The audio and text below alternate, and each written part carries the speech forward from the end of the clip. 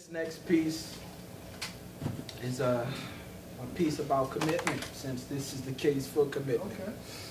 And so, once again, I pray that you listen with more than your ears. The piece is entitled Struggle of a Broken Vessel. And I believe that the biggest struggle that we have as a believer is to commit and trust. Amen. Listen with more than your ears.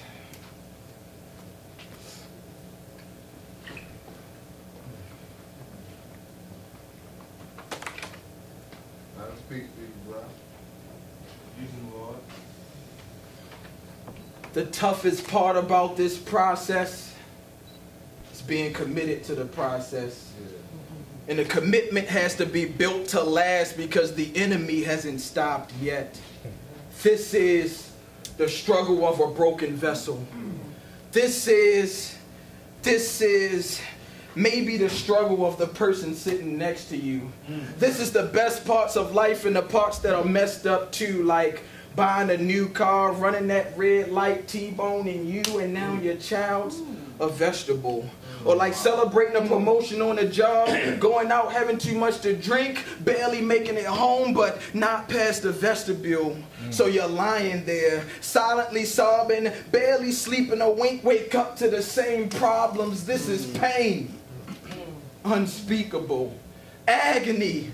Unthinkable. Ego the size of the Titanic, but this ship ain't unsinkable. My pride lies on the bottom of the ocean floor, furthest away from the place they say there's pain no more. See, I'm trying to make it to heaven. Well, at least to take a tour. I need to see those golden floors so I can be sure that's really my reward before I actually get in line with the will of the Lord. See, I need motivation. Because what else is going to stop me from succumbing to temptation when flesh-pleasing thoughts are part of my daily contemplation? Can't even watch television without feeling some sensation. And it was only a Head and Shoulders commercial. See, every from the enemy was meant to be hurtful. He'll try to box you into the corner just so he can work you. Deep bruising sin leaves my spiritual skin black and purple, complacent with God's grace, so I feel I have room to make mistakes like I'm at rehearsal. But every man has an appointed time to be called home like they have a curfew. And Revelations 20 says you'll have to give an account to the time God gave you. Questions like, how many men and women have you committed to me after I saved you? And I also gave you the ultimate blueprint to commitment. I said I'll never leave or forsake you. I'm not trying to scare you. I'm just trying to educate you to learn to commit to him, even if it feels like he slayed you. This isn't easy. It's definitely a struggle. Come on, talk. Most of us in this room have only had half our Job experience, meaning we've only seen our trouble double. So spiritual bombs leave our spiritual landscape in rubble. But we're asking God to change this play before we break the huddle. Sometimes lifestyle changes aren't drastic. Sometimes it's just subtle. Like instead of saying I hate you to your enemy, maybe you'd say I love you, or God bless you, or God have mercy on your soul, because God's wrath will come in 7 bowls and you'll have to read Revelation 16 to get revelation on that. Meanwhile, I'm burdened with my lack of commitment having dire effects. See, the enemy is always trying to bowl me over. He's always trying to knock me out of my lane, but I'm writing with those 10 pens. Enemy can't knock them all down, so I guess I'll never strike. I always got one to spare. I guess I'm writing for my life, but these banks is full of sin. You know that life is full of strife, and these banks won't lend, so the money's getting tight. Deadlines won't bend, so I toss and turn all night. Can't depend on next to kin.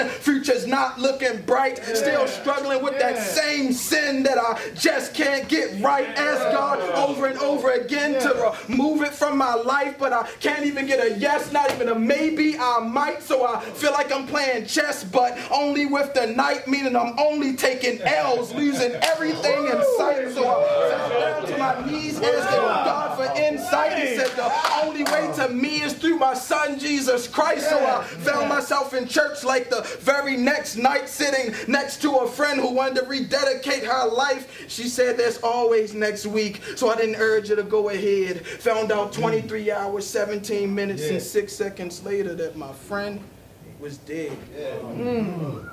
Showed up to the crime scene. She was just lying there. Bullet hole in her head.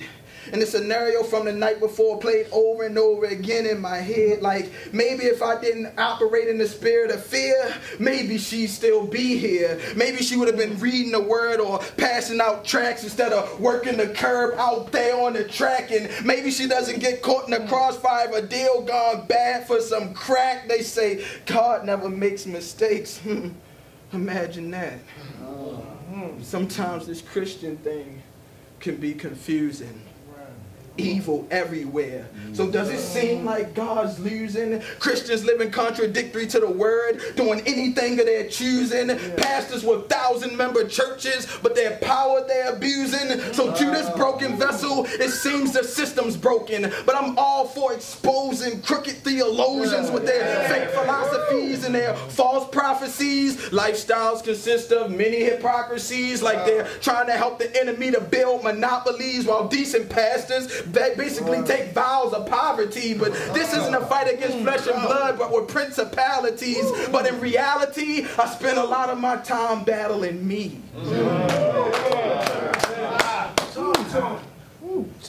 Looking back in retrospect, I don't know what's gotten into me. Sometimes I feel like I can be my own worst enemy because I have deep issues. 10 prayer warriors couldn't fix. Sometimes I feel like I need 10 prayer warriors, 8 elders, and pastor times 6. I'm tired of making the excuse for missing the last 3 months of church like, Pastor, I was sick. I'm ready to stop running from God today. I just want to recommit and lean not to my own understanding and ask God for peace beyond all understanding and ask God to take me out of the equation while He's at it. God will make your salvation simple mathematics. First, He'll divide you from the world. Carry the one.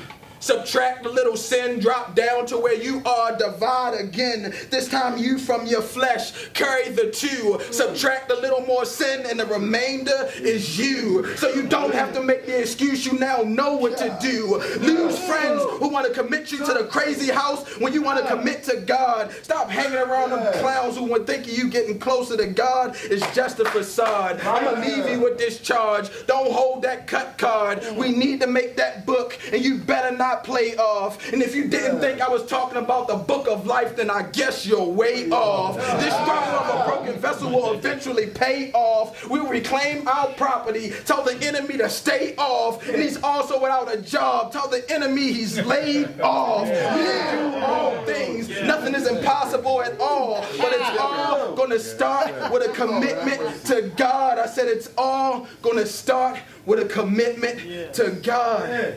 See, all of us have yesterdays, but tomorrow may never come because we have passed away. It's time for us to commit, or for some of us, recommit today. Amen. Amen.